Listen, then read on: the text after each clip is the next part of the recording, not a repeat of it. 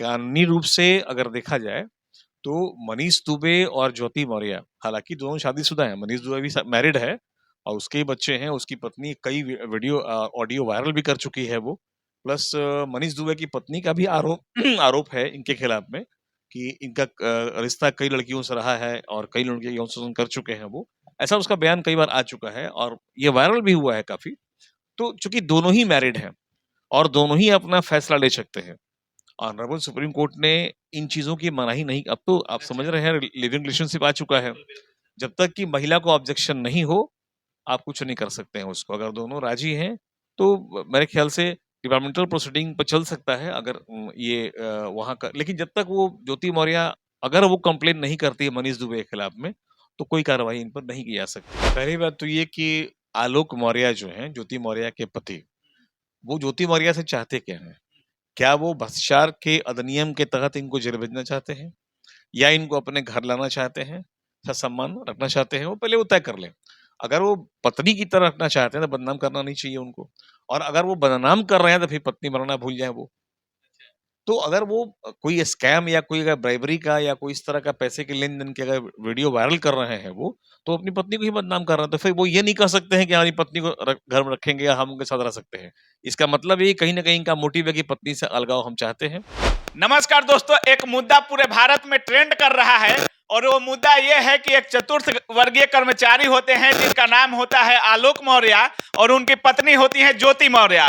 आलोक मौर्य अपने पत्नी को इतना पढ़ाते हैं कि वो एसडीएम बनती हैं और जब वो ऑफिसर ग्रेड पे ज्वाइन करती हैं उसके बाद उनका चक्कर किसी ऑफिसर के साथ चलने लगता है और उसके बाद उनको अपने चतुर्थ वर्गीय पति के साथ शर्म आने लगता है।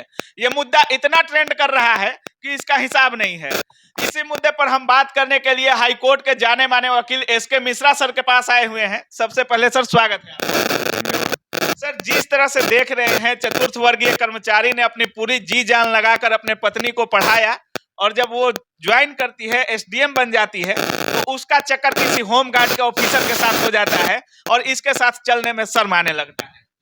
देखिए, पहली बात तो समझिए कि ज्योति मौर्य बिलोंग करती है वाराणसी से और ये जो आलोक मौर्य हैं इलाहाबाद में सफाई कर्मी हैं। इन दोनों का रिश्ता तकरीबन 2009 में शुरू हुआ था। तो फेसबुक चैट वगैरह से इन लोग मिले थे और शादी उदी हुई इनकी 2010 में शादी इनकी हुई। उस समय ये कुछ थी नहीं, लेकिन पढ़ने की इच्छा थी और ऐसा सुनने में आया कि बड़ा मेधावी छात्रा रही थी वो। तो इसके पति यानी आलोक मौर्य ने अपने जो उसकी चतुर्थ वर्ग की कमाई रही होगी उस कमाई से इसको पढ़ाया, इवन कोचिंग भी कराया। एक इत्तेफाक रहा कि 2011 में ये वहाँ की जो वैकेंसी निकली अध्यापिका का, शिक्षिका का, उस पर इनका बहाली हो जाता है। लेकिन एक दुर्भाग्य रहा कि हाईकोर्ट ने उसको स्टे कर दिया उस बहाली को। उसके बाद 76,000 टीचर्स की वैकेंसीज फिर क्रिएट की गई और उसमें इनका सिलेक्शन फिर हुआ और ये अध्यापिका बन गई। लेकिन चूंकि पढ़ने में मेधावी थी, मेहनती थी और इसको नकारा नहीं जा सकता है। और बाद में उसके पति आलोक मौर्य ने चाहे जहां से भी हो बेचारा मेहनत किया, अपने घर को बेच के चाहे जहां से भी हो पैसा इकट्ठा किया, इनकी कोचिंग कराया और वो सिविल सर्विसेज में इनका हो जाता है और उसके बाद इनकी पोस्टिंग एसडीएम हो जाती है। ये घटना 11 के बाद की है और 14 के बाद इनका संपर्क हो जाता है मनीष दुबे के नाम के इंसान से जो आजमगढ़ का होता है। तो मनीष दुबे से इनका चैटिंग शुरू होता है और फेसबुक फ्रेंड बन जाते हैं वो। धीरे धीरे विभागीय इन लोग अपना मिलना जुलना शुरू हो जाता है। फिर काफी इंटीमेसी बढ़ जाती है और इंटीमेसी यहाँ तक बढ़ जाती है कि अब वो अपने पति को छोड़ने को तैयार हो जाती है।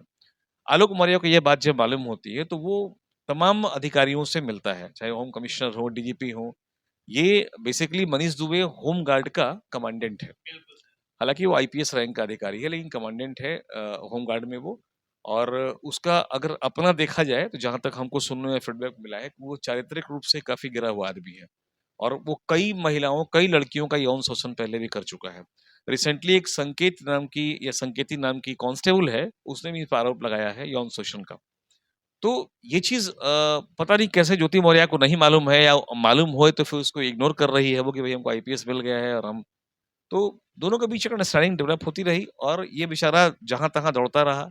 कमिश्नर के यहाँ गया, डीजीपी के यहाँ गया, एसपी के यहाँ गया, होमगार्ड के अधिकारियों से मिला वो, लेकिन कहीं इसकी फरियाद नहीं सुनी गई। अंत में ये आदमी टूट गया और इस बीच में ज्योति मौर्य ने भी इसको इग्नोर करना शुरू कर दिया और बाद में यहाँ तक बात आई कि उसने ये कह दिया कि तुम हमको छोड़ सकते हो या हम तुमको छोड़ सकते हैं, लेकिन हम मनीष दुबे को नहीं छोड़ेंगे और वो मनीष के साथ रहना चाहती है। बस यही मामला है।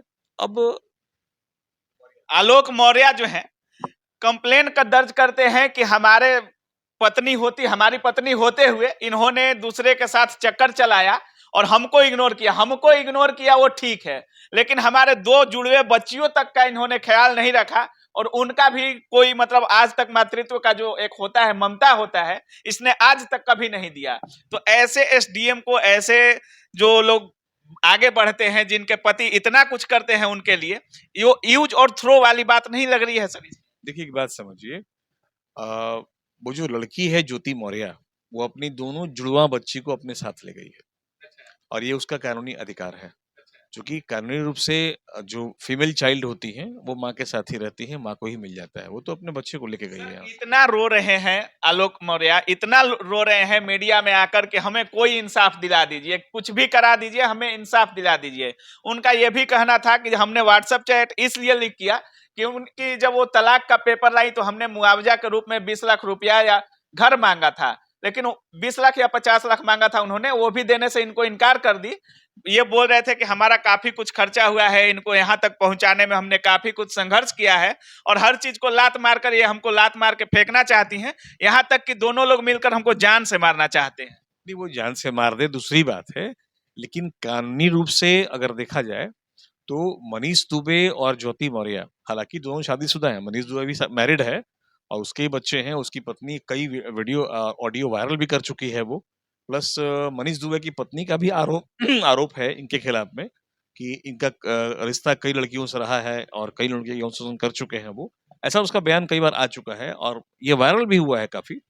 तो चूंकि दोनों ही मैरिड हैं और दोनों ही अपना फैसला ले सकते हैं, ऑनरेबल सुप्रीम कोर्ट ने इन चीजों की मनाही नहीं, अब तो आप समझ रहे हैं लिविंग रिलेशनशिप आ चुका है, जब तक कि महिला को ऑब्जेक्शन नहीं हो आप कुछ नहीं कर सकते हैं उसको। अगर दोनों राजी हैं तो मेरे ख्याल से डिपार्टमेंटल प्रोसीडिंग पर चल सकता है अगर ये वहां का, लेकिन जब तक वो ज्योति मौर्य अगर वो कंप्लेन नहीं करती है मनीष दुबे के खिलाफ में तो कोई कार्रवाई इन पर नहीं की जा सकती है। सर इसका क्या गारंटी है कि जिस तरह से मनीष दुबे महिलाओं के साथ खेलते रहे हैं, आगे चलकर ज्योति मौर्य के साथ नहीं खेलेंगे? ये मनीष दुबे से पूछना होगा।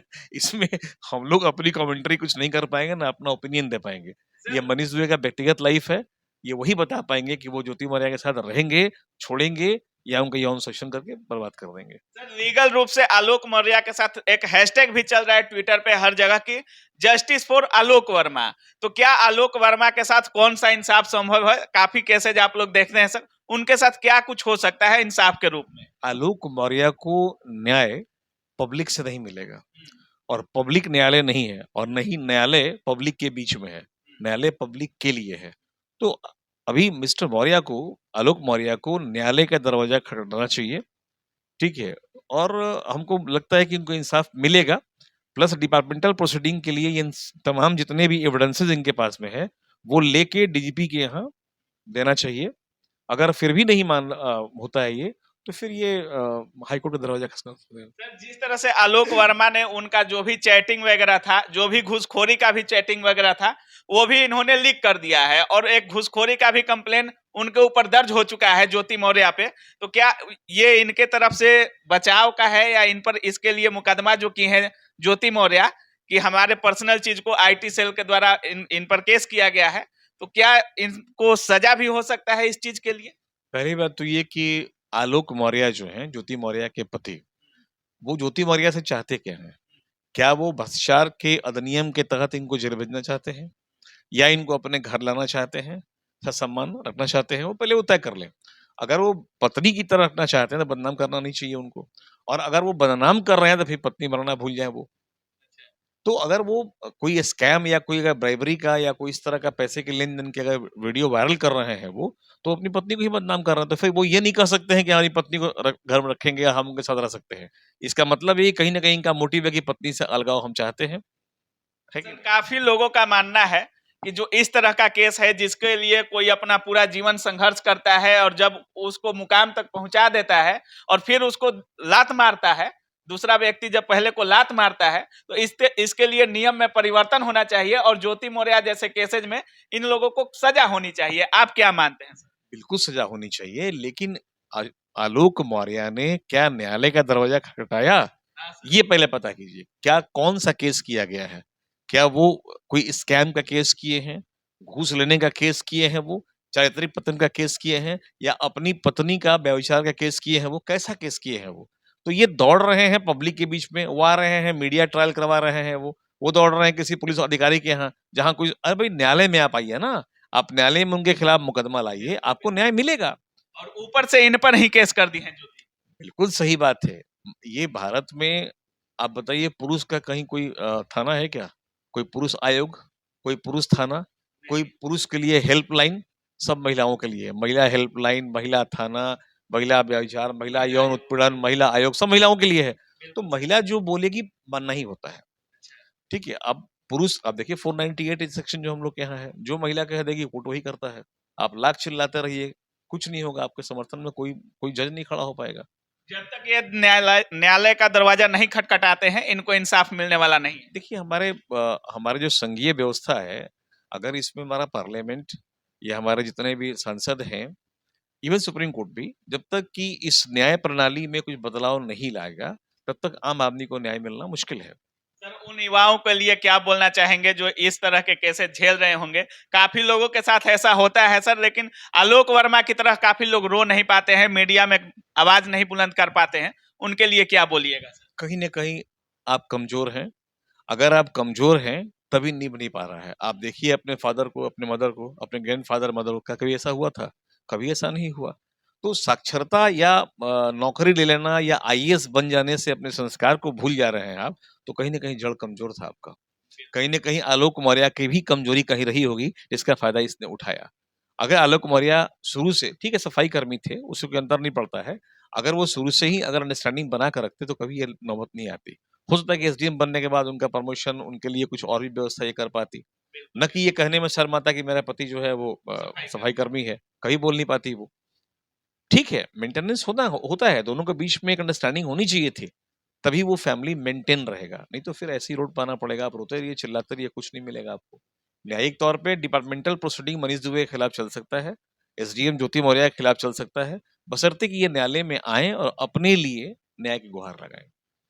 तो जैसा कि आप लोग देख रहे थे, हमारे साथ पटना हाई कोर्ट के सुप्रसिद्ध और जाने माने अधिवक्ता एसके मिश्रा सर थे, और जिस तरह से सर ने बताया कि आलोक वर्मा को क्या करना चाहिए और जिस तरह से आए दिन ये सब केसेज बढ़ रहे हैं, उन पर भी क्या करना चाहिए, कैसे सावधान रहना है। बाकी आप लोग क्या कुछ सोच रहे हैं ज्योति मौर्य के बारे में, आलोक वर्मा के बारे में और सर के बारे में, अपनी राय कमेंट सेक्शन में जरूर रखिएगा। आप देख रहे थे काबिल न्यूज। जय हिंद।